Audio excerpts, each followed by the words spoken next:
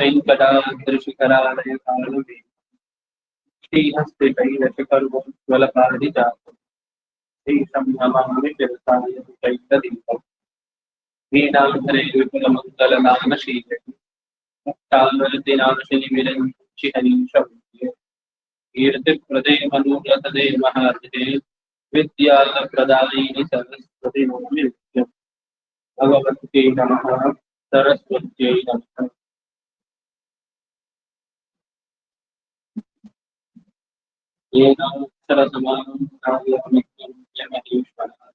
कृत्स्नं व्याकरणं तस्मै नमः।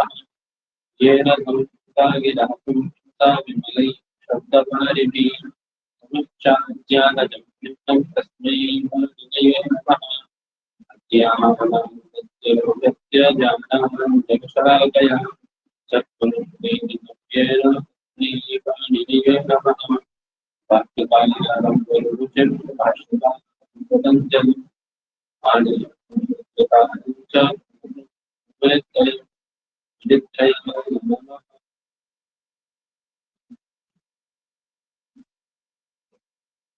चलिए पंडित जी, तो व्याकरण शुरू करना था ना? जी सर। जी सर।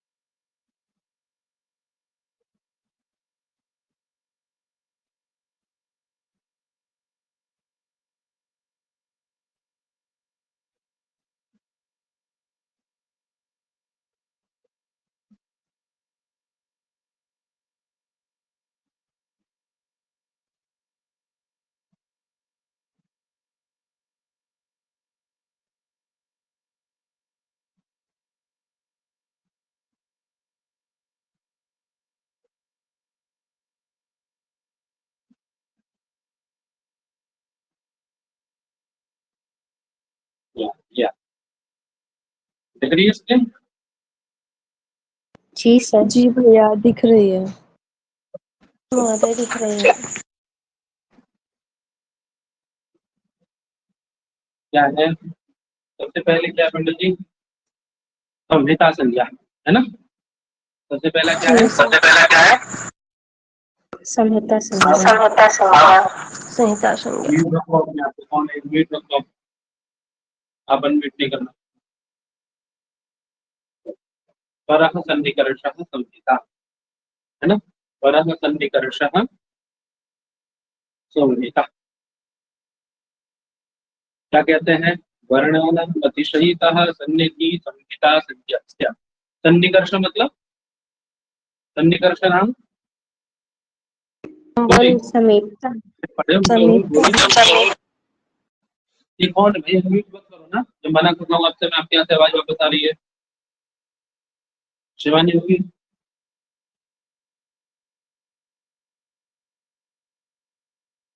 सन्निकर्ष नाम है संबंध, सामीप्य। सामीप्य।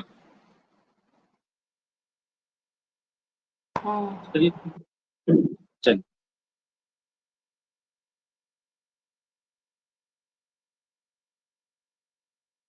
जब दो वर्णों का उच्चारण कैसे किया जाता है पंडित जी? अत्यंत सामीप्यता के साथ किया जाता है, दूसरे सानिध्य के साथ किया जाता है, तो उन दोनों की कौन संज्ञा होती है? तयोः वर्णयोः मध्ये विद्यमानस्य सानिध्यस्य निर्देशः संहिता संज्ञया क्रियते। उन दोनों की, जैसे मान लीजिए मैंने कहा राम, क्या कहा मैंने? राम। अभी ये बकार उत्तरवर्ती आकर उत्तरवर्ती मकार का जो उच्चारण मैंने किया, दो वर्णों का जो उच्चारण किया, उन वर्णों के अतिशय सामीप्य को बतलाने के लिए, उनके किसको? परस्पर मतलब परह मतलब परस्पर है ना, सामीप्य को बतलाने के लिए इसका प्रयोग करते हैं। कौन है जो परस्पर सामीप्य को बतलाता है? उनकी परस्पर सन्निधि को बतलाता है, वर्णों की अतिशय सामीप्य को, सामान्य सामीप्य को नहीं, अतिशय सामीप्य को बतलाने वाला कौन है? कौन संज्ञा है? संहिता संज्ञा। संहिता संज्ञा। संहिता संज्ञा है ना, उसको क्या कहते हैं? तो दोनों के सामीप्य को बतलाने को संहिता कहते हैं। ठीक है ना, आपसे पूछा जाएगा संहिता संज्ञा करने वाला सूत्र कौन है तो बता पाइएगा। आगे आइए, संयोग है। जी सर। आगे क्या है? हलोनंतराः हलोऽन्त संयोगः। संयोगः, है ना। ये क्या करता है पंडित जी? कौन संज्ञा विधान करता है? संयोग संज्ञा। संयोग संज्ञा, है ना। क्या कह रहा है? कह रहा है कि अनंतराः, अनंतराः इत्युक्ते हलः अनंतराः। किससे अनंतराः? हलों का हल अनंत है। बोलो जी, पढ़े हो? हल कय हल के अंतर में है ना, ठीक है। हलोनंतराः, हाँ। उनको क्या कहा जाता है पंडित जी? अर्थात हल से अनंतर मतलब अतिरिक्त, अर्थात अच के व्यवधान। अच है, अब हल से अतिरिक्त कौन बच गए? अच बच गया आपका, है ना। विराम है, ये भी तो हल से अतिरिक्त है। विसर्ग है, ये भी तो हल से अतिरिक्त है ना। तो अच, विराम, विसर्ग, ये सब क्या है? हल से अतिरिक्त है ना, अनंतर है ना, है कि नहीं? जी सर। है ना। तो उनकी कौन संज्ञा होती है पंडित जी? हल से अव्यवहित जो वर्ण है, संयोग अच संज्ञा। भी, अच भी मतलब अचों से अव्यवहित वर्णों की कौन संज्ञा होती है? हलों की संयोग संज्ञा। संयोग संज्ञा। है ना। वही कह रहे हैं, अच भी अव्यवहितः, व्यवहितः नहीं कहा, व्यवहित मतलब व्यवधान, है ना। व्यवहित कहते तो क्या मतलब होता? व्यवधान, है ना। अचों से व्यवहित होता है यदि। अभी उन्होंने क्या कहा? नए समास किया, बोले अव्यवहित अर्थात व्यवधान रहित होने चाहिए। अचों का व्यवधान उनके मध्य में ना आए। जैसे जैसे दत्त, क्या बोलते हैं हम लोग? दत्त। तो देखिए तो में क्या है? अच का व्यवधान नहीं है ना। जी सर। अच का व्यवधान नहीं है ना, यहाँ पे देखो, है ना। जी सर ठीक है ना। नहीं है। तो दोनों की क्या हो जाएगी? दोनों तकारों की, दोनों तकारों की क्या हो संयोग जाएगा? संज्ञा। संयोग संज्ञा। याद करिए। जी जी भैया। जैसे पुष्ट्र, देखो पुष्ट्र, पुष्ट्र में क्या है? शटर, ये क्या है? शटर, यही तो है। इन लोगों का क्या है? नहीं होगा ना। अच्छे अच्छे कैसे नहीं है? अच के व्यवधान से रहित है ना। अच का व्यवधान तो नहीं है ना, शकार में है ना, टकार में है ना, लोहित में है, तो कहीं भी तो नहीं है ना। तो तथापि दृश्यते वा अचस्य व्यवधानम, नास्ति ना। तो क्या हो जाएगी जी। परस्पर तीनों की क्या हो जाएगी संयोग परस्पर? संज्ञा। संयोग संज्ञा। समझ में आ गई बात? आगे चलते जी। गुण संज्ञा। कौन है गुण संज्ञा करने वाला सूत्र? गुण संज्ञा विधायक कौन है? अधेयं गुण, अदेन अदेन है? गुणाः। दूसरा सूत्र है इसका अधेयं गुण। क्या कहता है यह? कितने पद है इसमें पंडित जी? अतः एक च गुण संयम स्यात्, है? क्या कह रहा है? अतः एक च गुण संयम स्यात्। कितने पद दिखाई दे रहे हैं आपको? अतः एक एक है और गुण एक है, दो पद है ना। अतः में क्या है? अतः में क्या किया गया? तपरकरण किया गया है ना। अपरकरण। जी। अत और एक, जी। है ना। अत प्लस एक तपरकरण है। नहीं तो तपरकरण का मतलब क्या है? आप तपर काले से पढ़े हो ना। जी तपर काले से पढ़ते हैं तो हाँ, क्या कहते हैं तपर काले से? तपर काले से क्या कहता है? तः परो यस्मात् से तात्पर्य दो अर्थ कार्यमान करते हैं ना उसके, संबंध के संदर्भ दो अर्थ करते हैं ना हम लोग। तात्पर्य तपरा तः परो यस्मात्। और तह पर यस्मात् से तपरा। जी। जी ठीक है ना। अर्थात तो से परमय है उसको तपर कहा जाता है, अथवा तो जिससे परमय है उसको तपर कहा जाता है। ठीक है। तो देखिए अधेय गुणा में क्या है? अत और एंग में क्या है? ये जो तो है, अब तो जिससे परमय है वो कौन हो गया ऐसा? तो जिससे परमय अकार। ऐसा कौन है? अकार। ठीक है, जी। पहला वाला तपर हट गया है ना। सॉरी दूसरा वाला तपर घटेगा, तह पर यस्मात, तो जिससे पर में है वो कौन है, ऐसा तपर आकार अदेंग का, ठीक है। और कह रहे हैं ताज पर पर, और ता से जो पर में है वो कौन है, ए? वो भी है ना, एकार और ओकार, तो ये भी तपर कहलाएंगे और ये भी तपर कहलाएंगे। तो क्या जी। कहते हैं हम लोग, तपर कहते हैं, है ना, तो क्या कहते हैं, तपर कहते हैं, ठीक है। तो ये अकार भी तपर और एकार और ओकार भी तपर कहलाएंगे। बात क्लियर? जी सर। जी। अब देखिए तपरकरण हुआ है, तपरकरण का मतलब क्या है, करने का तात्पर्य क्या तपरकरण को, बोले जो तपर है तपर तत्कालस्यैव बोधकः, तपरः तत्कालस्यैव बोधकः, तपर जो होता है वह तत्काल का ही बोध कराता है। तत्काल मतलब जिस काल में वह उच्चरित है। तो देखिए यहाँ अकार कौन से काल में उच्चरित है, हैं? ह्रस्व। एक सत्र काल में ना, ह्रस्व काल में उच्चरित है ना, जी। ह्रस्व में उच्चरित है ना, तो ह्रस्व काल का ही बोध कराएगा। यही किस काल में उच्चरित है एकार और ओकार, बोलो बोलो फटाक जी।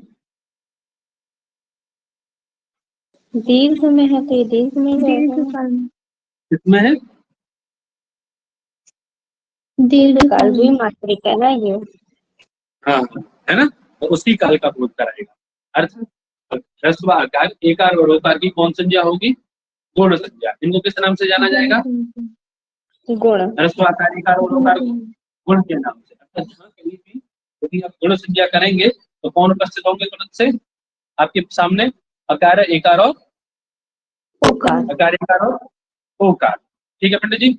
आगे आती है वृद्धि संज्ञा, ऐसे ही वृद्धि संज्ञा में भी क्या है, आद ऐच, है ना, आद ऐच वृद्धि संज्ञा दीर्घ आकार ऐकार और औकार की कौन संज्ञा होती है, वृद्धि संज्ञा। जहां कहीं भी आप वृद्धि करके बात करेंगे, इन दोनों में वृद्धि हो तो कौन आएंगे उसके तुरंत से, आ आई और औ, ठीक है ना, आ आई और औ, यही दोनों यही तीनों उपस्थित होंगे, ठीक है। चलिए आगे प्रातिपदिक संज्ञा की बात आगे। प्रातिपदिक संज्ञा विधान करने वाले कितने सूत्र हैं आपके पास, दो सूत्र। कितने सूत्र हैं, दो सूत्र। दो। दो। पढ़े आप लोग। पहला सूत्र क्या है, स्मरण धातुरा प्रत्यय। क्या कहता है यह, क्या कहता है यह, अर्थवद, धातु। अर्थ, पहले इतना समझो, पहले सीधा सीधा अर्थ लगाओ। अर्थवद यत शब्द स्वरूपम, अर्थवान, वत मतलब वान, अर्थ वाला जो शब्द स्वरूप है ना, अर्थवत यत शब्द स्वरूपम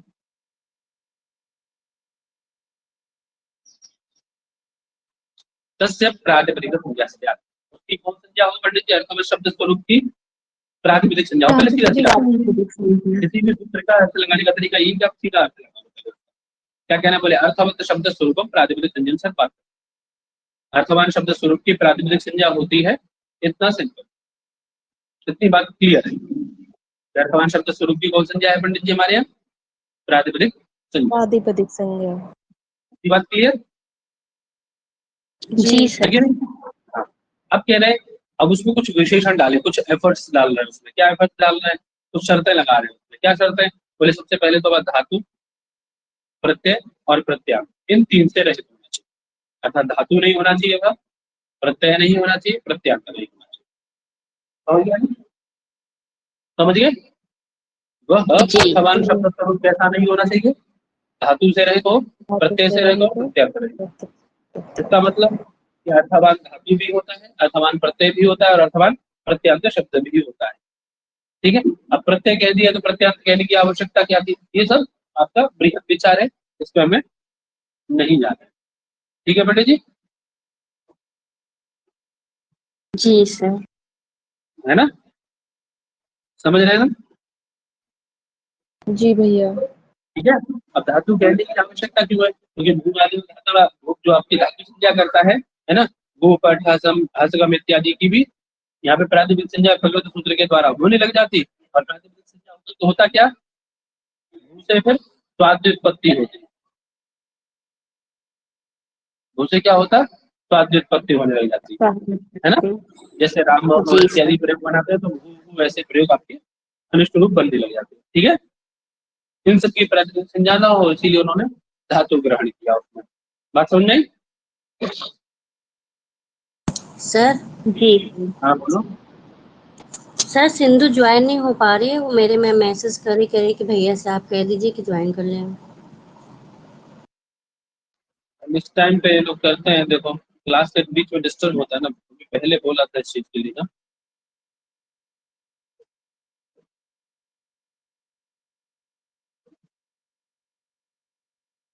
अभी देखिए बोलिए अभी करने को, लास्ट मोमेंट पे याद करते हैं सब लोग ना। अभी बोलिए देखिए।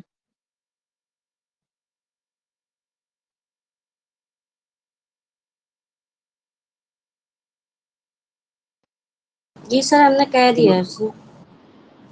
हो गया देखो अभी।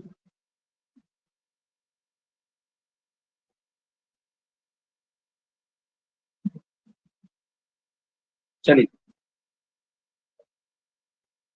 तो बात समझ में आ गई ना। जी सर। चले आगे। जी सर। अब बोले फिर प्रत्यय प्रत्यांत इत्यादि, बोले उसका इंतजाम अलग कर रहे हैं हम। क्या इंतजाम कर दिया उसका? बोले कृतज्ञ समासाश्र है, बोले कृदंत है, तद्धितांत है या समासांत है, कोई भी शब्द ऐसा है कृदंत हो, तद्धितांत हो या समासांत हो तो उसकी प्रातिपदिक संज्ञा का जिम्मेदारी कौन ले रहा है? बोले कृतज्ञ समासाश्र, ये भी प्रातिपदिक संज्ञा करता है। प्रातिपदिक संज्ञा विधायक सूत्र कितने? दो। कौन से? दो। अर्थवत धातु प्रत्यय और कृतज्ञ प्रातिपदिक समासाश्र। अर्थवत धातु प्रत्यय किन की करेगा? अर्थवत धातु प्रत्यय किन की करेगा? केवल अर्थवान शब्द स्वरूप कृतज्ञ समासाश्र। कौन है यार ये? तो कृतज्ञ समासाश्र केवल प्रदंत तद्धितांत और समासांत की करेगा। बात क्लियर है जी सबको? सबको समझ में आ गया ना? जी भैया। जी सर। अच्छा ये बताइए, अब जैसे मैंने बनाया भी, क्या बोलते हैं आपका नदी, नदी शब्द है। अब नदी शब्द से जो सो प्रत्यय लाऊंगा वो किसकी सहायता से लाऊंगा मैं? ये कृतज्ञ समासाश्र से या अर्थवत धातु प्रत्यय? बोलो फटाक से। या बाला है ना, या बाला या रमा, किससे लाऊं? किसकी सहायता से लाऊंगा बताओ? स्त्री प्रत्ययांत शब्द कोई भी होगा तो उससे मतलब स्त्री प्रत्ययांत शब्द समझ लो। स्त्री प्रत्ययांत शब्द से यदि मुझे स्वाद्य उत्पत्ति करनी है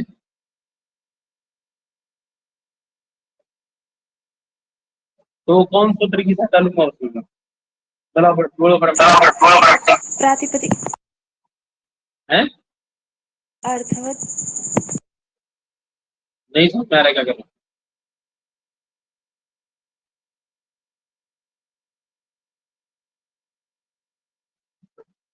बोलो जी।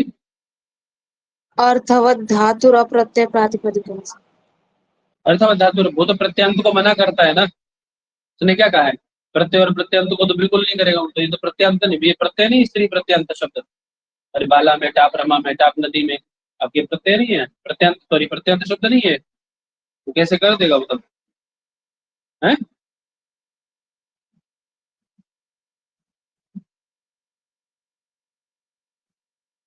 बताओ।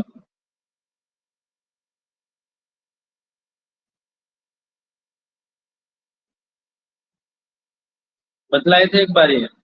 चलो ये प्रश्न रहा आपसे, 3 बजे पूछूंगा इसको, देख के आना बुद्धि लगा के।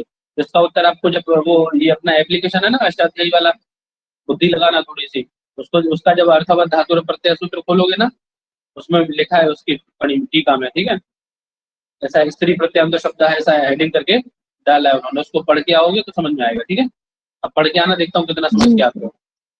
चलो जी भैया। जी यूज सर। नदी। हाँ, आगे क्या आता है सूत्र आपका? यूज नदी। यूज मतलब यू में कौन कौन छिपा हुआ है? कौन कौन छिपा हुआ है यू में? कौन कौन छिपा हुआ है यू में? इकार और उ उकार। और जू। ईकार और उकार, इसकी विभक्ति लोप हो गई है, लुप्त विभक्ति पद है ना। लुप्त विभक्तिक पद है, ठीक है। लेकिन कौन कौन विद्यमान है इसमें? ईकार और उकार। उकार। दीर्घ है दोनों, याद रखना। ह्रस्व इकार इकार नहीं है। दीर्घ इकार उकार की कौन संज्ञा होती है? दीर्घ उकारांतों का इकारांत यहाँ, है ना। अब तदंत का लाभ हो जाएगा ना, तदंत का लाभ कर लीजिएगा। तो ह्रस्व इकार, दीर्घ इकारांत और दीर्घ उकारांत शब्दों की कौन संज्ञा हो जाती है? नित्य स्त्रीलिंग दीर्घ इकारांत उकारांत। स्त्रीआख्यो का है ना उन्होंने, स्त्रीआख्यो स्त्री का आख्यान करने वाले जो नित्य दीर्घ इकारांत उकारांत शब्द हैं उनकी कौन संज्ञा होगी बेटा? नदी संज्ञा। नदी संज्ञा उसका नदी संज्ञा हो जाती है, ठीक है, ठीक है ना। अभी जैसे आपके क्या बोलते हैं, क्या ये जो शब्द है, कौन कौन शब्द आएंगे? जैसे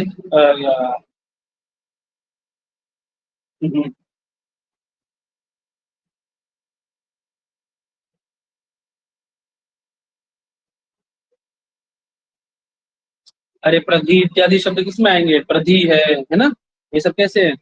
तो दीर्घ इकारांत, दीर्घ इकारांत है ना प्रधि। हाँ, तो उसकी कौन संज्ञा होगी प्रधि की? नदी संज्ञा। नदी सर। और ये है दीर्घ इकारांत है। चलिए आगे चलें। लेकिन गौरी को रस हो जाता है ना बाद में, अंबार से नदी और पास। चलिए आगे आई ये संज्ञा। अब देखिए शेषों की सकी, शेषों की सकी मतलब जो आपके दीर्घ के कारण तो कारण था, उसमें जो बचा क्या बचा? एक, इसकी संख्या देखो कि कितनी है? 1 4 3 है, और ये कितना है? 1 4 7 है। उसके बाद का सूत्र है, तो कौन संज्ञा हो जाती है? जो कारण तो बचे आपके रसो योग ही उतो, है ना। इसको छोड़ करके केवल सखी वर्जन, सखी को छोड़ करके उसको क्या करना है? कौन संज्ञा करनी है उसकी? कारण तो कारण की घी संज्ञा। ही संज्ञा। हाँ, क्या कहता है यार? ह्रस्व इकारांत उकारांत जो भी आपके तदंत ह्रस्व इकारांत उकारांत शब्द हैं, सखी शब्द को छोड़ करके कौन संज्ञा कर दीजिए पंडित जी? घी संज्ञा, है ना, ठीक है। जी जी सर। आगे आती है उपधा संज्ञा। उपधा संज्ञा क्या कह रहे हैं उपधा के विषय में? बोले अलोन्त्यात् पूर्व उपधा, है ना। अल अल मतलब अल में कौन वर्ण आते हैं? अकार आदि मतलब आई उड़ के अ से, आई उड़ के अ से लेकर के और हल के ला तक जाता है। हल जाता है कि नहीं जाता? सारे वर्ण आते हैं ना उसमें, आई उड़ के आ से हल के ला तक जाता है ना। चलो तो वही कह रहे हैं। अब इसकी कौन संज्ञा होगी? अंतिम अंतिमल। अंतिमल से पूर्व वर्ण की कौन संज्ञा होती है? वही कह रहे हैं ना, अंत्यात् अलात् पूर्व उपधात् व्यक्त्यात्। अंतिम अंत्यात् अलात् पूर्व उपधा। अंतिमल जैसे मान लीजिए मैंने कहा देवदत्त, क्या बोला मैंने? देवदत्त बोला। अब अंतिमल का मतलब ये नहीं कि हल ही होगा वो। हल में देखिए अच भी आते हैं और हल भी आते हैं। देवदत्त में यदि तकारोत्तरवर्ती अकार क्या है? अंतिमल है। तकारोत्तरवर्ती अ क्या है? अंतिमल है ना। तो उससे पूर्व वर्ण कौन है? तकार। पूर्व वर्ण कौन है? तकार। तो उसकी वजह से क्या होगी? समझे? यदि राजन शब्द है, राजन शब्द नान्त है, तो अंतिमल कौन होगा? अंतिमल कौन है? ना तो पूर्व वर्ण कौन है? जकारोत्तरवर्ती अकार। इसकी वजह से क्या होगी? समझ में बात? बात समझ में आ गई, है ना। जी। इस सूत्रकार ने कुछ भी ऐसा नहीं कहा कि वो हल होना चाहिए या आछो होना चाहिए। उन्होंने तो सिर्फ वर्ण और किसकी बात की है? उधर वर्ण की बात और उधर अंतिमल की। तो अल कहो चाहे वर्ण कहो, एक ही दूसरे के पर्याय है ना। वर्ण में भी आपके आछो और हल दोनों आ जाते हैं। समझ आ रही बात ना। तो उन्होंने जिसकी उपधा संज्ञा करनी है उसको भी सारे लिया है, और जो अंतिम हल लिया है वो भी उन्होंने पूरे लिया है। तब अच और हल दोनों को लिया है। बात क्लियर है? जी। आगे अपरोक्त संज्ञा। अपरोक्त संज्ञा करने वाला सूत्र कौन सा है आपका? अपरोक्त एकाल प्रत्यय, है ना। कौन सूत्र है? अपरोक्त एकाल प्रत्यय, है ना। यानी जिस प्रत्यय में यस्मिन् प्रत्यय केवल एकः प्रत्यय एकः एव वर्णः अस्ति, ऐसा प्रत्यय जिसमें केवल मात्र एक ही प्रत्यय हो, है ना। अपरोक्तः एकाल प्रत्यय। एक अल वाला जो प्रत्यय एकाल प्रत्यय, जैसे एकाल रूपी प्रत्यय की कौन संज्ञा होती है पंडित जी? उसको क्या जाना जाता है? अपरोक्त। अर्थात एक अल यो प्रत्यय, एक अल यह प्रत्यय एक अलवाचिनी एकलवाचिनी यह प्रत्ययः तस्य प्रत्ययस्य कौन संज्ञा भवति? अप्रक्त संज्ञा भवति। ठीक है ना? अप्रक्त एक संज्ञा अर्थ का भवति। एक अर्थ को सूचित करने वाला कोई प्रत्यय विद्यमान है, उसकी कौन संज्ञा होती है बेटा? कौन संज्ञा होगी? अप्रयुक्त संज्ञा। अप्रक्त ठीक है ना? जैसे मान लीजिए आप क्या लाए, जैसे राम शब्द है, राम शब्द से क्या लाए बेटा? तू लाए। तू का आपने क्या कर लिया? जी। सकारात्मक विभाग कानून नियम इत्यादि सब उद्देश्य में असलियत क्या बचा सकते हो? अभी प्रत्यय है कि नहीं? सब प्रत्यय है कि नहीं? कैसा प्रत्यय है? एक है या दो है? जैसा है? कितने अल वाला है? कितने अल विद्यमान है? एक का हल वाला। इस अल की इस की कौन संज्ञा हो जाएगी? इस एकल वाले प्रत्यय की अप्रत्यय अप्रक्त संज्ञा। बनेगा। और लाभ क्या है इसका? जी। अप्रत्यय। जब भी कोई संज्ञा होती है, कोई लाभ होता है ना, में आपका एक सूत्र है ना, हालांकि आप बेहोदी उत्तम हल। राम की जगह कुछ और लिख लो, यहाँ पे भी रमा लिख लो, रमा लिख लो, घट जाएगा आपका। हालांकि आप जो क्या कहता है, बोले हलंत से पर में, दीर्घ नियंत से पर में, आबंत से पर में, सु ती संबंधी अप्रक्त हल का क्या होता है? सु संबंधी, ती संबंधी या सु संबंधी अप्रक्त हल का क्या होता है? तो सु संबंधी अप्रक्त हल है ना, एकल है ना, तो लोप हो जाएगी। बात समझ आ गई? अप्रक्त जगह पर समझ में है जी। है ना? ऐसे ही देखो, आप जब किप प्रत्यय करते हो, क्या करते हो पंडित जी? किप प्रत्यय करते हो, किप में पकार की हलंत से ककार की उससे लोप कर देते हो, है ना? बचता है। और वकार आपका लोप चला ही जाता है, उच्चारण आता है, केवल क्या बचता है? वह बचता है। और वह की क्या कर देते हैं आप? वेर प्रत्यय से क्या कर देते हैं? वेर प्रत्यय से पढ़ के आओ ना पीछे, क्यों बेटा? वेर प्रत्यय से क्या करते हो? भी लोप हो जाता अप्रक्त से नहीं करते हो? वे है अप्रक्त से है, अप्रक्त से अवश्य लोप से एकल, इसकी अप्रक्त एकल प्रत्यय से अप्रक्त संज्ञा कर लो। इसकी पहले एकल बचाना भी है, एकल बचाना, एकल जल बचाना, ये अप्रक्त संज्ञा कर लो पहले प्रकृत सूत्र से। अप्रक्त संज्ञा प्रकृत से, प्रकृत सूत्र से, है ना? और वे अप्रक्त से क्या हो जाता है? बोले अप्रक्त से अवश्य लोप से अप्रक्त जो वकार होता है लोप। बात क्लियर? आगे आई गति संज्ञा। गति संज्ञा क्या कहते हैं? बोले प्रादय क्रिया योगी गति संज्ञा का। प्रादियों की क्रिया के साथ योग होने पर कौन संज्ञा होती है पंडित जी? गति संज्ञा। गति संज्ञा। प्रादियों की आपके यहाँ 3 संज्ञा बताई गई है ना? कौन सी? कि ज्यादा है 3 से? 3 ही बताई गई, उपसर्ग संज्ञा, गति संज्ञा। क्रमशः देखो, क्रमशः देख लो। बोले प्रादय, पहले कौन सा आता है? प्रादय। देन कौन आता है? उपसर्ग क्रिया योगी। जी।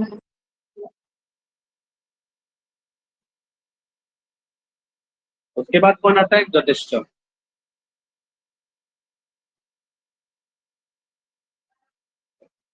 ठीक है? ठीक है पंडित जी, है ना? इसकी संख्या 58 है, इसकी संख्या आपकी 59 है, और ये कितना है? गतिश्च 60 है ये आप। ठीक है, क्रमशः है ना? तो प्रादय उपसर्ग क्रिया जो है गतिश्च। ठीक है? ठीक है पंडित जी। जब ये अद्रव्य के वाची होंगे जी सर। तो इनकी एक सूत्र और है इससे पहले, प्रादय से पहले चादय सत्व। कौन है? चादय सत्व। हाँ, चादी गण में पढ़ता है जो भी शब्द वो। अब जब ये असत्व के वाची होंगे, जो भी इसमें आएंगे, अब जरूर थोड़ा सारे आए, जो भी इसमें आएंगे उनकी कौन? असत्व के वाची अर्थात अद्रव्य के वाची होने पर उनकी कौन संज्ञा हो जाएगी? निपात संज्ञा होगी उनकी। चादय सत्व क्या करता है? चादय सत्व क्या करता है पंडित जी? निपात संज्ञा करता है। निपात संज्ञा कौन संज्ञा करता है? ध्यान रखना है इसको। निपात संज्ञा कब करता है? बोले चादी गण में पढ़े थे शब्द है युगपद, है ना? भूयस कुपद कुवेद तेज चेत चढ़ चित्त यत न यत्र तत्र शब्द आते हैं उसी में। यत्र तत्र का मतलब जब अद्रव्य होगा, कोई अर्थ नहीं होगा उनका, तो इनकी कौन संज्ञा होगी? निपात संज्ञा। ठीक है ना? पाठ संज्ञा। हाँ, असत्व का मतलब अद्रव्य है। यहाँ पे असत्व का मतलब क्या है? अद्रव्य। ठीक है, ठीक है बेटा। जी सर। बात क्लियर हुई सबको? जी।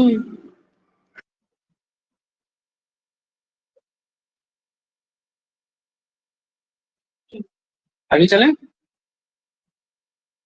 इसी में आपके देखो जी सर। अब अनु ये प्रादि आते हैं कुछ, ठीक है ना? अब अनु इत्यादि प्रादि भी आते हैं इसमें। देखो दिखाता हूँ, चलो आपका ये गण ही दिखाता हूँ। हालांकि बड़े हैं हम लोग, इनका तो पेपर हम स्मरण करें, है ना?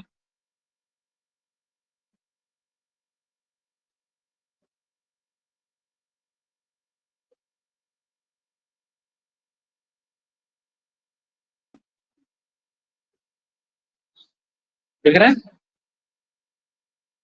देखो जी ये सर। है ना, ये शादी गण है। देखो ये रच्च बा ध प एक एवं नूनम षष्वत युगपत, ये सब चादी गण है। दिख रहा है? जी सर।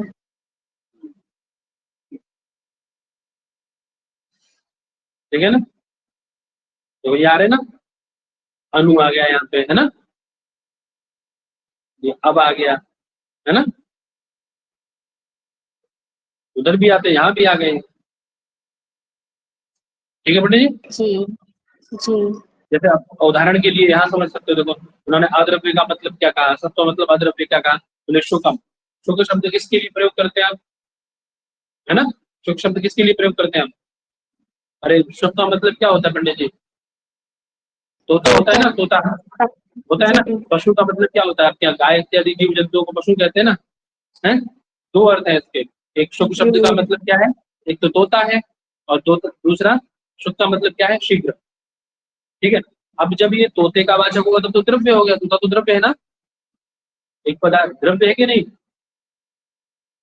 अरे द्रव्य है कि नहीं? द्रव्यों में नहीं आता है, द्रव्य में आता है ना। अब जी। द्रव्य होगा, पार्थिव द्रव्य तो है ना। हाँ, और एक अर्थ क्या है उसका? शीघ्र।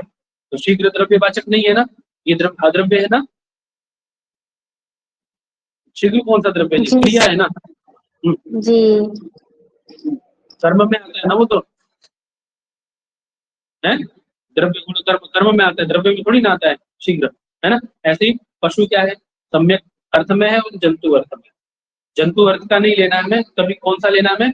सम्यक अर्थ। बोले जब ये पशु शब्द का अर्थ सम्यक होगा, जंतुवाचक नहीं होगा, अर्थात असत्व होगा, यानी अद्रव्य होगा, तो उसकी कौन संज्ञा होगी पंडित जी? कौन संज्ञा होगी? निपात निपात संज्ञा। अर्थ क्लियर है ना? जी सर। वही कह रहे हैं, एताभ्यां जन्तु अस्मिन् अर्थे अस्य शब्दस्य द्रव्यत्वात् निपात संज्ञा न भवति, परन्तु यदा सम्यक् अस्मिन् अर्थे अयं शब्दः प्रयुज्यते तर्हि अद्रव्यवाची अस्ति, अतः अवश्यमेव निपात संज्ञा भवति। ठीक है, बात समझ में आ गई होगी सबको? ये कब होगी, कब नहीं होगी? जी सर। जी। आगे चलें। इस प्रकार से आपकी प्राति होगी कितनी संज्ञा? कितनी संज्ञा होगी? चादयः, चादयोः सत्त्वे से कितनी? चादयोः सत्त्वे से निपात संज्ञा 57 है ना? निपात संज्ञा प्रादया से कौन संज्ञा? ठीक है, उपसर्ग की क्या होगी? उपसर्ग संज्ञा गतिश्च गद्य संज्ञा। ठीक है ना? बात क्लियर है? ठीक है जी। जी सर। चलो आगे पद की बात आ जाती है। सुबंत और तिङंत की पद संज्ञा कौन करता है अपना? सुप्तिगंतम पदम। हाँ, यही तभी पद बनते हैं पंडित जी, जब सुप और तिंग प्रत्यय के अंतिम में लगते हैं, तभी जाकर के आपके पद बनते हैं। और हमारे यहाँ नियम है क्या? अपदम न प्रयुज्येत, है ना? जी सर। अपद का प्रयोग आप नहीं करते, ठीक है ना? उसका प्रयोग हम व्यवहारिक माना। बात क्लियर? चलिए आगे विभाषा की बात आती है। न वेति विभाषा, है ना? अर्थात निषेध विकल्पयोः, न वा इति विभाषा। निषेध विकल्पयोः कौन संज्ञा स्यात्? निषेध और विकल्प की कौन संज्ञा होती है पंडित जी? विभाषा। विभाषा संज्ञा। विभाषा। बात समझ में आई जी। सबको? जी है सर। ठीक है ना? वैकल्पिक निषेध,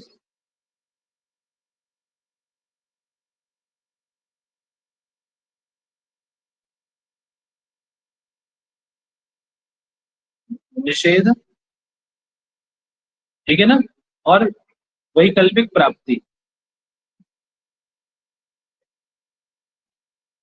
दोनों की कौन सी क्या होती है पंडित जी? विभाषा संज्ञा। ठीक है,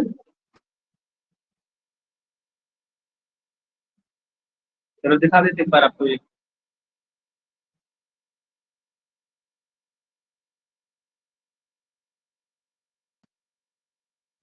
अब देखिए आप लोग पहले ये चीजें सब पढ़ चुके हैं, तो अब आपको थोड़ा सा डिटेल में लेकर चलूंगा मैं, ठीक है, चाहे वो कारक हो चाहे वो हो, मतलब आपको एक ये भी बताऊंगा कि शब्द का क्या अर्थ है, उसके लिए तैयार रहिएगा। देखिए क्या कह रहे हैं, वैकल्पिक निषेधा तथा च वैकल्पिक की प्राप्ति है तो यो विभाषा इति संज्ञा भवति, ठीक है, ठीक है पंडित जी। जी जी भैया। क्या कह रहे हैं, पाक्षिक निषेध, पाक्षिक निषेध निर्देशात्मक विभाषा शब्द से प्रयोगा भवति। आपने देखा होगा विभाषा का प्रयोग कहाँ होता है, पाक्षिक निषेध के लिए, है ना, ठीक है, जैसे मतलब यत्र जहाँ पर आचार्य प्रारंभिक अंचल विधि पठित्वा तस्य वैकल्पिक निषेधार्थम विभाषा इति शब्द से प्रयोगम प्रयुज्यते। जैसे मान लीजिए आचार्य ने कोई विधि बताई कि इसको ये कार्य होना है, ठीक है ना, अब उसका वैकल्पिक वो निषेध कर देते, बोले पक्ष में होगा पक्ष में नहीं होगा, ऐसा करते हैं ना आचार्य कि पक्ष में होगा पक्ष में नहीं होगा, इसका प्रयोग करते हैं उसके लिए, ऐसा करने के लिए किसका प्रयोग करते हैं, कौन शब्द है जिसका प्रयोग कर रहे हैं वे, विभाषा शब्द, ठीक है ना। हाँ, इसी को हम किस नाम से जानते हैं, ऐसे पाक्षिक निषेध को किस नाम से जानते हैं पंडित जी, प्राप्त विभाषा। प्राप्त विभाषा किसको कहा जाता है, पाक्षिक निषेध, अर्थात पूर्वेण नित्यम प्राप्ते पाक्षिक निषेधा इति, पूर्व में प्राप्त था लेकिन पक्ष में उसका निषेध कर दिया गया। अब एक मिनट रुकिए, आपको अभी तक शुरू करते हैं ना, एक मिनट रुक जाइए।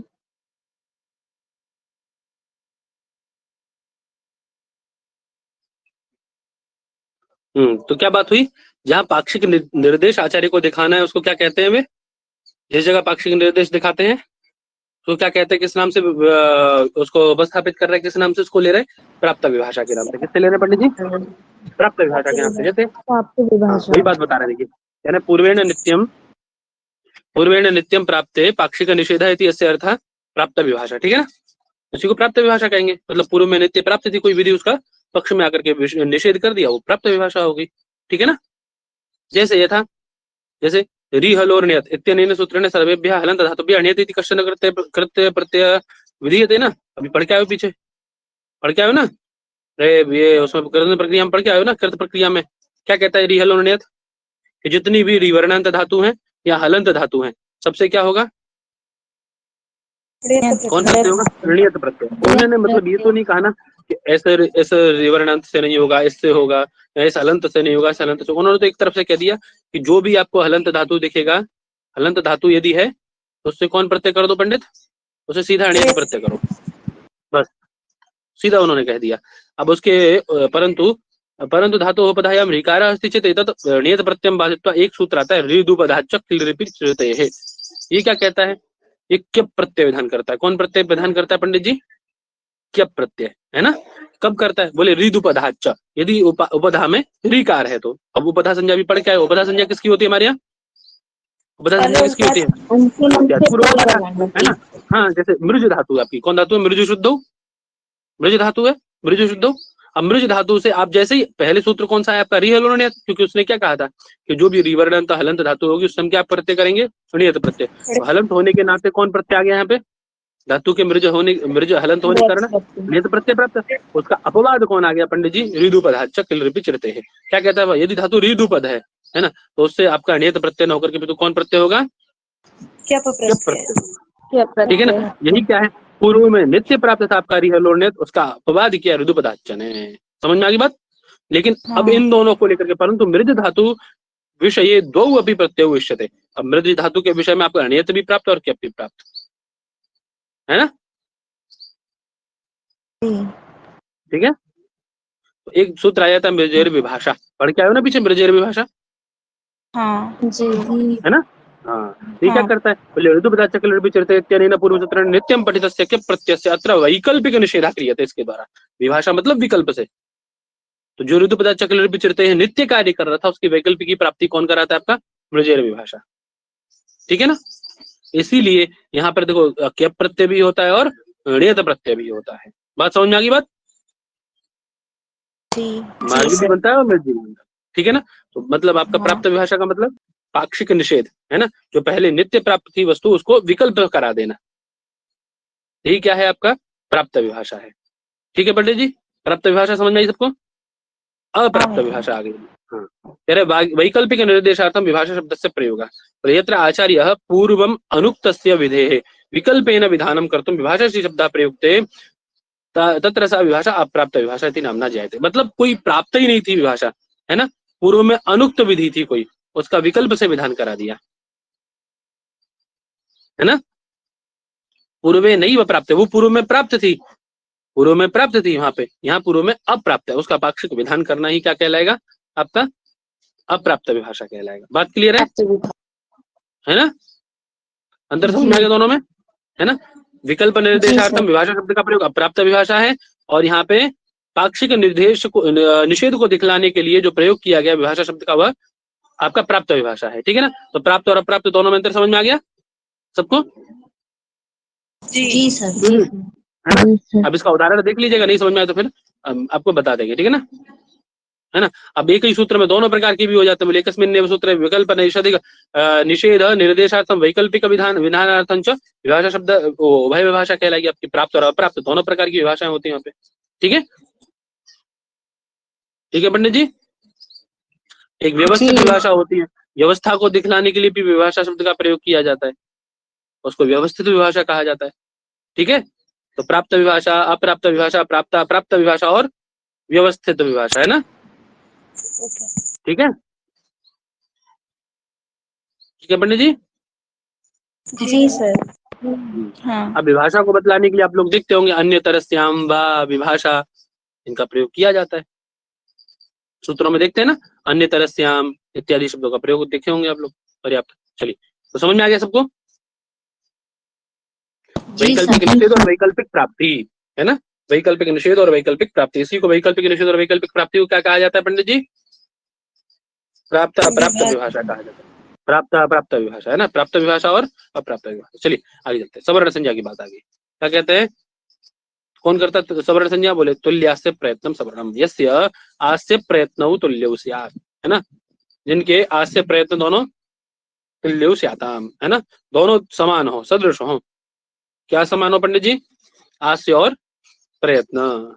आस्य प्रयत्न मतलब, आस्य प्रयत्न मतलब उच्चारण और प्रयत्न। आस्य भवम आस्यम, आस्य बोलते हैं मुख को, आस्यम नाम मुखम है।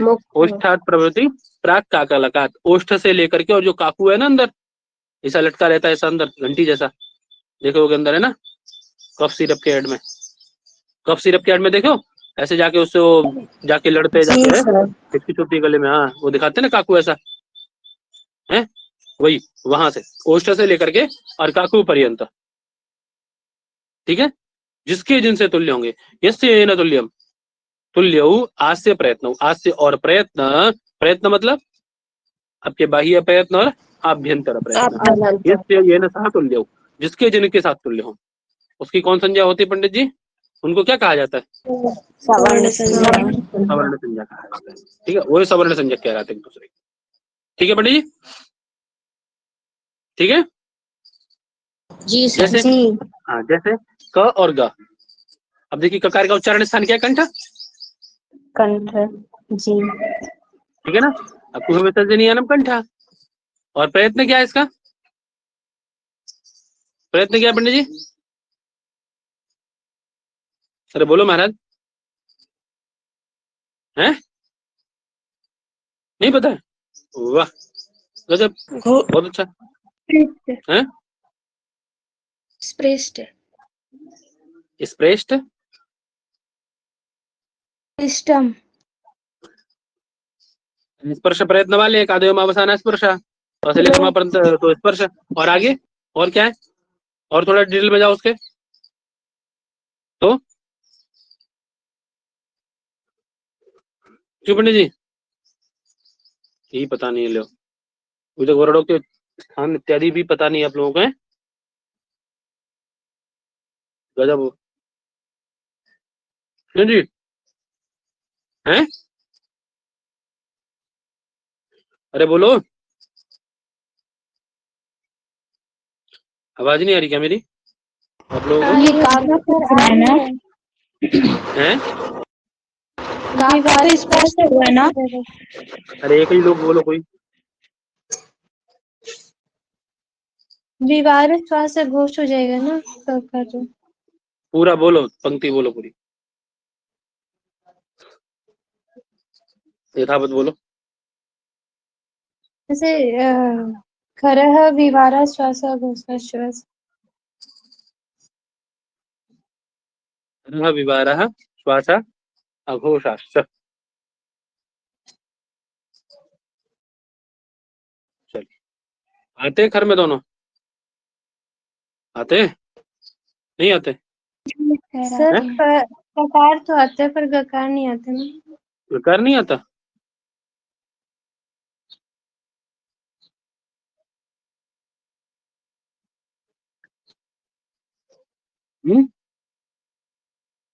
देखो सर जी पंडित जी, गकार नहीं आता है।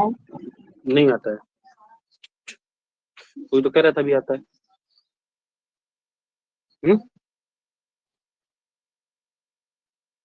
सर नहीं आता है बोला था। अच्छा, नहीं आता, मैंने कहा आता है, ऐसा सुना था ना, आवाज ऐसा अलग आता है। तो क्या कह रहे हैं? यस्य जिसके क्या हो, तुल्य हो, समान हो, क्या आस्य अर्थात मुख्य आदि उच्चारण स्थान और आभ्यंतर प्रयत्नश्चेति। क्या चीज पंडित जी, किसकी बात कही? आप बाह्य प्रयत्न बोल रहे हैं ना, हम किसकी बात कह रहे हैं? आभ्यंतर प्रयत्न। क्या समान हो पंडित जी? तालु आदि स्थान और आभ्यंतर प्रयत्न, ठीक है ना। अतिशय सामीप्यता देखेंगे तब बात अलग है। अतिशय सामीप्य में आप फिर बाह्य प्रयत्न को भी लेके आइए, है ना, तब बात की जाएगी उस पर फिर, है ना। अभी क्या है, सामान्य बात बता रहे हैं सवर्ण संज्ञा के लिए। क्या कह रहे हैं? वो तालवादी स्थान और आभ्यंतर प्रयत्नश्च इति एते यस्य तद्वयम यस्य येन तुल्यम, जिसके जिसके साथ तुल्य हो उसकी परस्पर तन मिथा, मिथा यानी परस्पर, उसकी कौन संज्ञा होती है? मिथा मतलब परस्पर कौन संज्ञा होती है? सवर्ण संज्ञा। ऐसा तो वे दूसरे दूसरे के सवर्ण ही बताए जाते हैं, ठीक है। ठीक है पंडित जी, आप बात अभी टी संज्ञा पे। टी संज्ञा मतलब ध्यान से समझिएगा टी संज्ञा को। बाद में किसी ने पूछा ना वो टी क्या है और ये मी क्या है और पी क्या है, बहुत पिटेगा वो, समझ रहे ना शिवानी? ध्यान से समझना एक एक चीज को, एकदम शुरू से जा रहा है चीजें। तो क्या कह रहे हैं? अचोन्त्यादि टी, अचोन्त्यादि टी, है ना। कितने पद इसमें? 3 पद है, अचः, अंत्यादि और टी, ठीक है ना। अचः इति षष्ठैकवचनान्तं पदम, अंत्यादि इति प्रथमैकवचनान्तं पदम और टी इति प्रथमैकवचनान्तं पदम, ठीक है ना। क्या कहा उन्होंने? अचः, अचः, है ना। अभी अच करके किसको लेना है? बोले अच। अब यहाँ जो वृत्ति लिखी है उन्होंने, थोड़ी सी वृत्ति का यदि आप वृत्ति के हिसाब से पढ़ेंगे ना तो आप थोड़ा सा घूम जाएंगे, है ना। क्योंकि देखिए हम लोग टी संज्ञा जब करते हैं तो हम लोग टी संज्ञा किसकी करते हैं? जैसे मान लीजिए मैंने लिखा राम, अब राम पद में टी संज्ञा आप किसकी करेंगे? इसके इनकी वृत्ति के अनुसार। क्या कह रहे हैं? वृत्ति पढ़ लो पहले, वृत्ति के अनुसार लगाओ फिर अपने अनुसार बताते हैं ना। कह रहे अचाम मध्य यो अंत्य, अचो के मध्य में अंतिम अच कौन है? अचाम मध्य। अचाम मध्य मतलब अब मध्य अच होना चाहिए पहले तो। अरे चौके मध्य में, मध्य की बात क्या कही? बोले देव 3 बच्चे हैं, है ना, है ना। 3 बच्चे हैं, जैसे देवदत्ता, यज्ञदत्ता और विष्णुदत्ता। बोले इन तीनों के मध्य में, मध्य में कौन है? इन तीनों के कौन है मध्य में पंडित जी? यज्ञदत्ता, यज्ञदत्ता ना।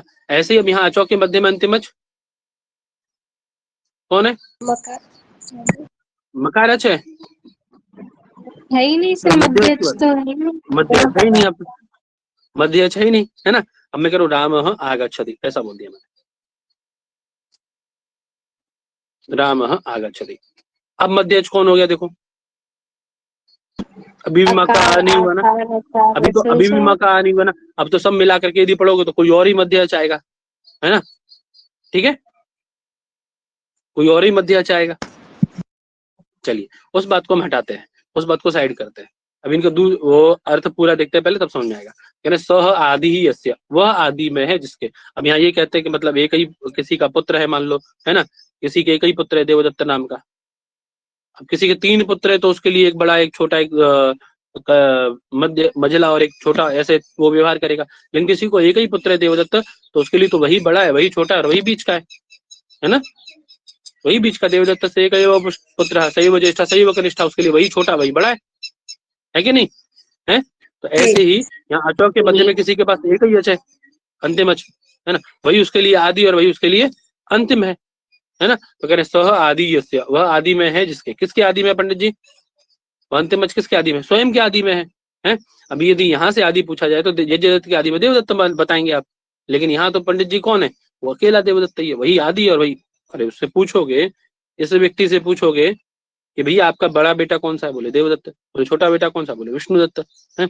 लेकिन जिसका एक ही बेटा है देवदत्त, उसके लिए तो बड़ा भी वही है और उसके लिए छोटा भी वही है। ऐसे ही राम में क्या है आपका? बोले अंतिम अच कौन सा है आपका? बकारोत्तरवर्ती कार। बोले वो किसके आदि में? बोले स्वयं के आदि में, है कि नहीं। अरे उसके बाद में थोड़ी ना कोई, बताओ है, उसके बाद में थोड़ी ना कोई। जैसे अब राजन लगा लो आप, राजन शब्द में क्या है? राजन में क्या है देखो, क्या है अचाम मध्य जो अंत्य। अब देखिए मध्य वाली बात थोड़ी सी यहाँ पे मध्य करके आप ये बीच वाला मध्य नहीं लेना है, समझ रहे हैं ना। अभी समझाऊंगा सब एकदम। मध्य का मतलब ये बीच वाला मध्य नहीं लेना है। मध्य का मतलब हम लोग क्या लेते हैं? बीच का मध्य लेते हैं ना, जो उनके बीच में जो होगा वो मध्य करके, मध्य बीच वाला नहीं लेना है। समझे ना पंडित जी? जी। निर्धारण षष्ठी है, ठीक है, निर्धारण षष्ठी है, वो षष्ठी नहीं है ना, ठीक है। मध्य वैसा नहीं करना है, तो निर्धारण षष्ठी है, निर्धारण करने अर्थ में। तो क्या कह रहे हैं? अंतिम अच कौन है आपका? जकारोत्तरवर्ती कार, अच्छा मध्य अंत्या, जकारोत्तरवर्ती कार। वह किसके आदि में पंडित जी? किसके आदि में? वह है नकार से आदि, है ना। उसकी कौन संज्ञा होगी? तदादि शब्द स्वरूप से। अब देखिए एक और उदाहरण देते हैं, अग्निचित। कौन शब्द है? अग्निचित। कौन शब्द है? अग्निचित, ठीक है ना। अग्निचित, अग्निचित में देखिए अंतिम अच कौन है? चकारोत्तरवर्ती कार, यो अंत्या। अंतिम अच कौन है? चाम मध्य अंत्या इकार, अंतिम इकार। उससे है ना, वह किसके आदि में पंडित जी? तकार के, तकार के आदि में ना हुआ अंतिम इकार। तो शब्द समुदाय की इकार इत रूपी शब्द समुदाय की कौन संज्ञा होगी पंडित जी? इत की, समग्र की, ठीक है ना। अब जहां एक ही है वहां तो ऐसा होगा ही। ऐसे सोमसुत देखिए, सोमसुत में क्या है? सोमसुत में भी क्या है? कौन की टी संज्ञा होगी सोमसुत में? उत की, है ना। हाँ उत की, ठीक है। ऐसे ही अभी तो सुबंत के तिंगंत के उदाहरण देख लेते हैं। आताम और आथम लाते हो ना आप? आताम और आथम जी आथे और आथे है ना, आते आथे करते हो ना उनको टी संज्ञा करके, हैं जी जी। अरे पचेत पचेते पचेते ऐसा बनाते हो ना? जी सर। जी सर। जी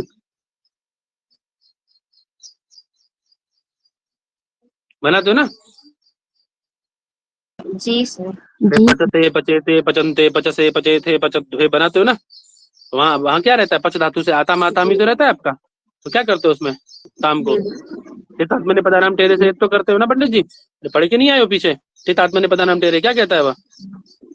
चितात्मने पदानाम क्या कहता है कि आत्मने पदी यदि प्रत्यय पर में है आपके आताम आताम, तो क्या कर दीजिए उसके टित को, क्या कर दिए उसके टी भाग को, क्या कर दीजिए?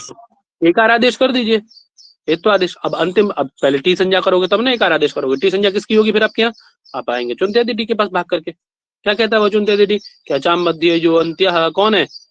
आताम और आताम का आकार, वह आदि में किसके? मकार के। उस आम शब्द की क्या हो जाए? आम शब्द समुदाय की क्या हो जाए? टी संज्ञा। आम की कौन हो जाएगा? टी संज्ञा। यहाँ भी आम की क्या हो जाएगी? टी संज्ञा। अब क्या कर दीजिए टितात्मने पदानाम से? एकार आदेश कर दीजिए, तो क्या बन जाएगा? आते और आते बन जाता है ना। जी नहीं बनता है, ठीक है। जी सर। हाँ चलिए आगे। जी सर। समझ में आई ना संज्ञा। अब प्रकृति संज्ञा की बात आती है। प्रकृति संज्ञा किसकी होती है पंडित जी? बोले ईत ऊत एत, है ना। ईत ऊत एत तीन चीजें ना, ईत ऊत और एत, इकारांत उकारांत और एकारांत। इनकी कौन संज्ञा होती है यदि ये द्विवचन में आ जाए तो? ये द्विवचन अंत होंगे तो कौन संज्ञा होगी? प्रकृति संज्ञा। जैसे एक उदाहरण बताओगे मुझे? एक उदाहरण बताओगे? बताओ। जैसे जैसे हरि शब्द का रूप चलाते हो ना, हरि ही हरि, है ना। हरि ही हरि कौन संज्ञा हो जाएगी इसकी? हाँ गुरु हु, हाँ गुरु हु गुरु, है ना। गुरु हु गुरु प्रकृति संज्ञा, ठीक है ना। जी बाला बाले, बाले कौन संज्ञा होगी द्विवचन में? द्विवचन में, द्विवचन में यदि बेशक एक वचन में कुछ भी हो, है ना। अब देखो एक वचन में आपका हरि शब्द कैसा है? रसोई कारांत है ना। एक वचन में तो आपका ऐसा है नहीं, दीर्घ कारांत है नहीं। बात उन्होंने केवल किसकी की? बोले यदि द्विवचन में जाके वह दीर्घ कारांत है, द्विवचन में जाके वह एकारांत है, द्विवचन में जाकर के यदि वह उकारांत है तो उसकी कौन संज्ञा होगी हमारे यहाँ? प्रकृति संज्ञा। बात क्लियर है सबको? बताओ। जी है ना। अब प्रकृति संज्ञा का फल आपको पता ही है। प्रकृति संज्ञा का फल क्या है? प्लुत प्रक्रिया अचिन्त्य भाव, प्रकृति भाव है इसका फल, है ना। आगे चलिए सर्वनाम स्थान संज्ञा की बात आती है। कौन संज्ञा आती है पंडित जी? सर्वनाम स्थान संज्ञा ना। ये संज्ञा बहुत पूछी जाती है, याद रखना, क्योंकि इसमें थोड़ा सा आप लोग गड़बड़ करते हैं, इसीलिए पूछी भी जाती है। कोई कठिन थोड़ी ना कुछ है। सर्वनाम संज्ञा और सर्वनाम स्थान संज्ञा है, बहुत कंफ्यूजन रहता है बच्चों को, समझे। ये सर्वनाम संज्ञा है या सर्वनाम स्थान संज्ञा है? तो देखिए स्थान की बात आए तो आप समझ लीजिए, स्थान मतलब आपके स्वादि पंचवचन। स्वादि पंचवचन मतलब सु, अम और आउट।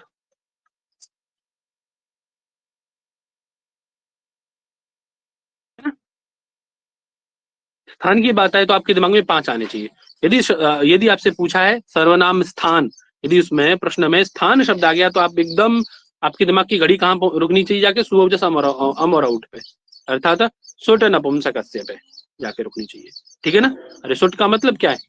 यहाँ से लेकर के आउट तक जाएगा ना, सुटी तो बनेगा प्रत्याहार, क्यों जी? जी सर। और एक वो लगाया उन्होंने, एक मतलब उसमें क्राइटेरिया दे दिया, बोले अनपुंसकस्य। अनपुंसकस्य मतलब नपुंसकलिंग को छोड़ करके, नपुंसकलिंग को छोड़ करके तो किसको ले लिया उन्होंने? पुल्लिंग और स्त्रीलिंग, अर्थात पुल्लिंग और स्त्रीलिंग के इससे पर में, पुल्लिंगवाची शब्द या स्त्रीलिंगवाची शब्द से यदि पर में आपके सुट प्रत्यय आते हैं, सु जैसा मोट आते हैं, तो उनकी कौन संज्ञा होगी पंडित जी? इनकी इन 5 प्रत्ययों की कौन संज्ञा हो जाएगी? बात क्लियर है? बात क्लियर है सबको? जी जिसको समझना है पूछ लेना दोबारा। आगे आती अब आती है आपकी एक और आता है सर्वनाम स्थान संज्ञा करने वाला। कौन? बोले श्री सर्वनाम स्थानम। बोले आपका देखिए अब 5 तो वो हो ही गए, अब बचा आपका जस। जस के स्थान पे आप क्या कर देते हैं पंडित जी? एक सूत्र जसाशी। जस के स्थान पे क्या करते हैं? जसाशी करते हैं ना। जस के स्थान पे कौन आदेश कर देते हैं आप? तो बोलो जी। हाँ जसाशी, जसा इत्यस्य स्थाने शीति आदेश, है ना। कब करता है? सर्वनाम स्थान अदंत शब्द से पर में, सर्वनाम स्थान अदंतात अंगात परस्य जसयति प्रत्यय से स्थाने शीति आदेश होती। यदि सर्वनाम स्थानीय प्रत्यय है आपका, जैसे सर्वनाम स्थान शब्द है ना, उससे पर में यदि अदंत सर्वनाम स्थान है, तो अदंत है कि नहीं? सर्व शब्द अदंत सर्वनाम है ना, उससे पर में, उस अदंत अंग से पर में यदि क्या है आपका जस आता है, तो जस को कौन आदेश कर देता है? या शी आदेश कर दिया। शी आदेश कर दिया आपने। अब शी की कौन संज्ञा हो जाएगी पंडित जी? सर्वनाम। सर्वनाम मारेंगे पकड़ के, सर्वनाम संज्ञा कौन संज्ञा होगी? हाँ ये सर्वनाम संज्ञा, अभी भी कोई सर्वनाम बोल रहा है, पटकने का उठा के। अंड बंड ना बोलो 50 बार बताने पे भी। कौन संज्ञा होगी? सर्वनाम स्थानम। हाँ, ये अंड बंड बोलोगे तो पिटोगे बहुत ज्यादा। समझ में नहीं आ रहा है तो पूछो, ऐसा उल्टा सीधा ना बोलो। समझ में आ रही बात? चलिए जी सर। अभी क्या, हाँ क्या किया आपने? हो गई ना आपकी, है ना, है ना? तो अभी क्या किया आपने? जस के स्थान पे कौन आदेश कर लिया पंडित जी? सी आदेश। सी यह आदेश कर लिया, है ना? चलिए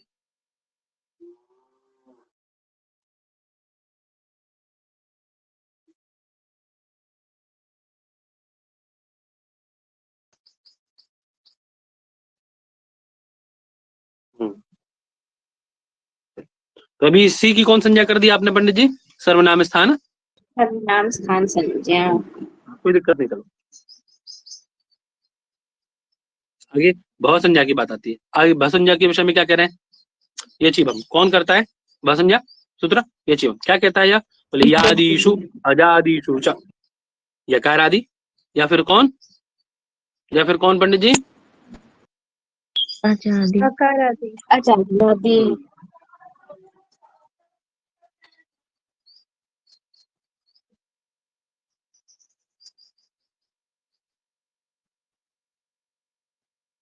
वहां से दिखा देता हूँ उसको ना, बहुत सारी चीजें क्लियर हो जाती हैं यहाँ से भी।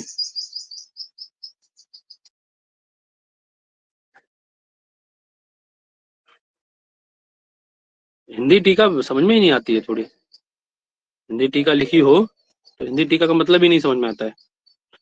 आप लोगों को समझ में आती है हिंदी टीका? हैं? समझ में आती है? आ जाती होगी नहीं? क्या है सूत्र, क्या था? ये चीवम था ना, मैं क्या डाल रहा हूँ?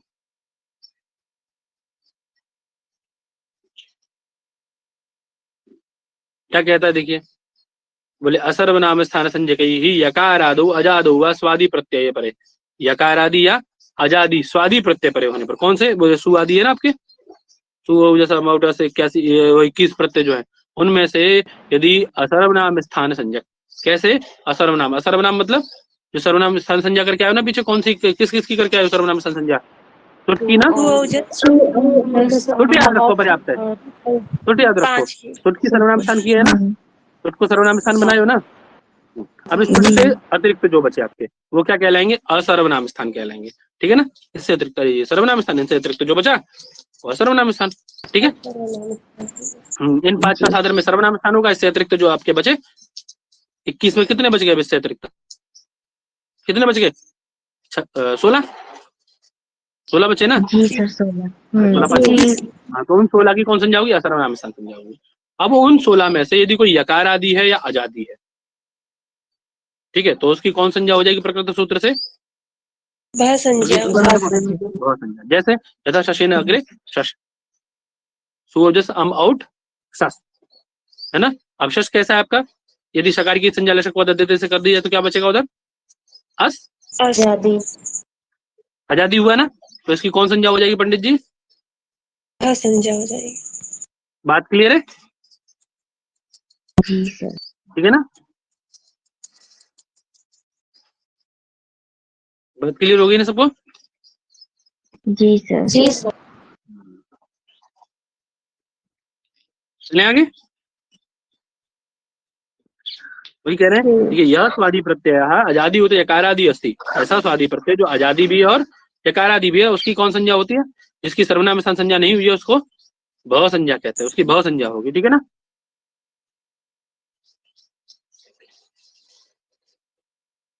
समझ में आ गया ना भव संज्ञा? जी। आगे आती सर्वनाम संज्ञा। कौन सूत्र है पंडित जी सर्वनाम संज्ञा करने वाला? सर्वादीनी सर्वनामानि, सर्वादीनी सर्वनामानि। क्या कहता है ये? आपके सर्वादि गड़बड़ते शब्दों की कौन संज्ञा होती है? सर्वनाम संज्ञा, सर्वनाम संज्ञा होती है। ठीक है ना? अब ये सर्वादि गड़बड़ते शब्द हैं कितने, क्या है? हैं कितने हैं? सर्व, विश्व, उभ, उभय, डतर, डतम, अन्य, अन्य, तर, इतर, त्वत, त्व, नेम, सम, सीम। कितने हो गए? 14 हैं? उसके बाद गण सूत्र आ जाते हैं आपके, उसके बाद गण सूत्र आ जाते हैं। कौन से? बोले पूर्व, पर, अवर, दक्षिण, उत्तर, अपर, अधर। हैं? नहीं आते? आते हैं आते हैं सर।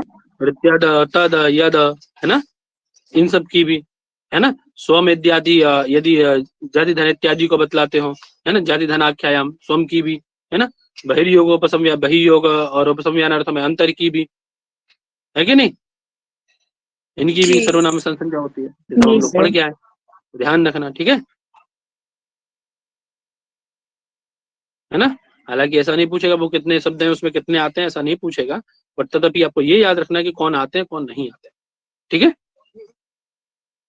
तो यही पूछेगा ना सर्वनाम संज्ञा करने वाले सूत्र कौन से हैं। हाँ, सर्वनाम संज्ञा करने वाला सूत्र कौन सा? सर्वनाम बोले किस सूत्र से सर्वनाम संज्ञा से विधान किया जा रहा है। बहुत बहुत सरल प्रश्न है, तो मतलब अब पूछने का मतलब ही नहीं इन प्रश्नों का, तो नहीं तो तभी कुछ भी पूछ सकते हैं ना। मतलब ये तो बहुत सरल हो गए, मतलब चले गए जमाने जब ये पूछे जाते थे प्रश्न। चलो, निष्ठा की बात आ जाती है। निष्ठा संज्ञा करने वाला कौन है पंडित जी? अब लोगों को पता है कौन है, बोल के बताओ। कौन सूत्र है? तत्सवतु निष्ठा। सही है। तवतु निष्ठा, है ना। माने एक भाई साहब हैं, संस्कृत के अध्यापक हैं, दुर्भाग्य से वो बोलते सो कितकु वितकु निष्ठा। चलो, है ना, तो दोनों में तो है ना, आधा आधा, इसीलिए बुलवाया मैंने। तो निष्ठा संज्ञा करने वाला कौन है पंडित जी? त प्रत्यांत और तवतु प्रत्यांत की कौन संज्ञा होती है? ये दोनों प्रत्यय कैसे हैं? त और तवतु प्रत्यांत निष्ठा संज्ञा का नाम है ना। त और तवतु इन प्रत्ययों की निष्ठा संज्ञा होती है, ठीक है जी ठीक है पंडित जी। जी। अब आपका इसमें संज्ञा प्रकरण यहाँ का शुरू हो गया, ये आप लोगों ने पढ़ ही लिया है। अंत्यमल की संज्ञा होती है दर्शन लोभ प्रसक्ति की, प्रसक्त दर्शन लोभ संज्ञा से, है ना। आपको पता है दर्शन लोभ क्या करता है ना, तस्य लोपा क्या करता है, उसको लोभ संज्ञा कर देता है। जितने भी आपके संज्ञा करने वाले सूत्र हैं उन सबका फल क्या है? तस्य लोपा है, आपको बताया था, है ना। आदिनन्त्य संहिता ये क्या करता है? क्या करता है? आदिनन्त्य संहिता क्या करता है?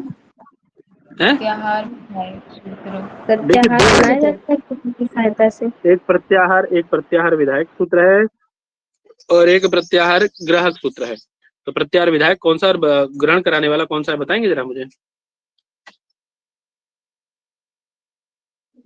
क्या अंतर है दोनों सूत्रों में? क्यों जी?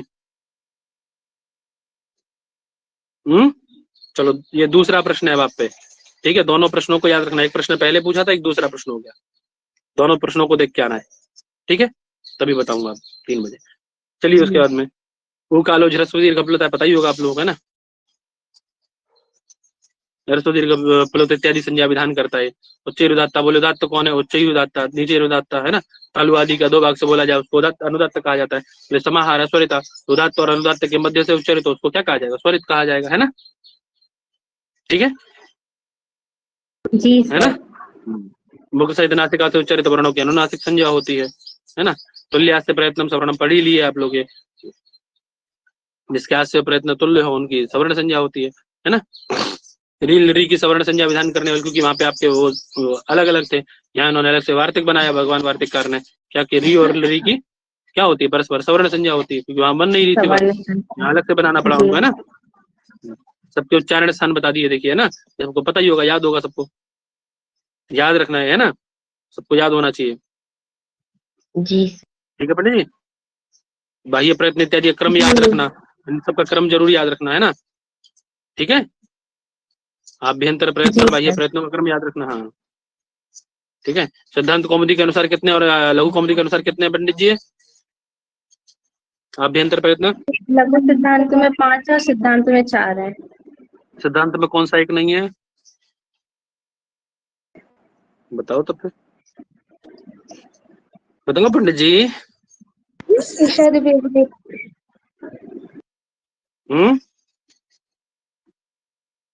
कौन नहीं है बेटा? ईशद विपरीत नहीं है। पक्की बात?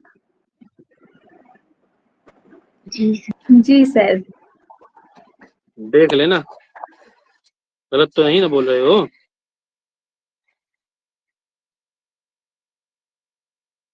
सही बोल रहे हैं भैया ये? जी सर, आपने सही है। पढ़ाया। पढ़ाया था। जी सर, ईश्वर विपरीत भी नहीं मानते, उसमें स्पृष्ट ईश्वर स्पृष्ट विपरीत आद्यः। समृद्ध भी आते हैं। क्या कहते हैं? आद्यः चतुर्धा स्पृष्ट ईशत स्पृष्ट विवृत संवृत भेदात। स्पृष्ट ईशत स्पृष्ट विवृत संवृत भेदात। कौन सा बच गया? दोबारा बोल रहा हूँ, सुनो। स्पृष्ट ईशत स्पृष्ट विवृत संवृत भेदात। नहीं समझ में आया अभी? ईश्वर विपरीत बच गया सर। विपरीत बच गया हाँ भैया। सर, ये सब विपरीत बच गया। अब इन्होंने ईशत विवृत ऊष्म का कहा है, तो ऊष्म कहाँ चले जाएंगे फिर?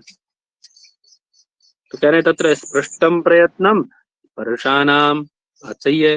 दोबारा में कहते हैं ईसत स्पृष्टम अंतस्थानाम। ठीक है, बात ये भी ठीक है ना? बोले विवृतम ऊष्मणम स्वराणांच। इन्होंने क्या कहा है? विवृत प्रयत्न स्वरों का बताया है इन्होंने, और ईशद विवृत उन्होंने ऊष्म वर्णों का बताया। वो क्या कहते हैं? बोले विवृतम ऊष्मणाम स्वराणांच। जो विवृत प्रयत्न है वो ऊष्मों का भी होता है और स्वरों का भी होता है। स्वरों का। स्वरों का भी होता है। बात समझ में आ गई? ऐसा जो ऊष्म वर्ण अलग से उन्होंने ईशद विवृत के लिए दिए थे वरदराजाचार्य ने, वो इनके गुरु जी ने कहाँ दे दिए? वहीं विवृत में ही दे दिए, है ना? ठीक है, जी सर। ठीक है बच्चों, जी ध्यान रखिएगा ना।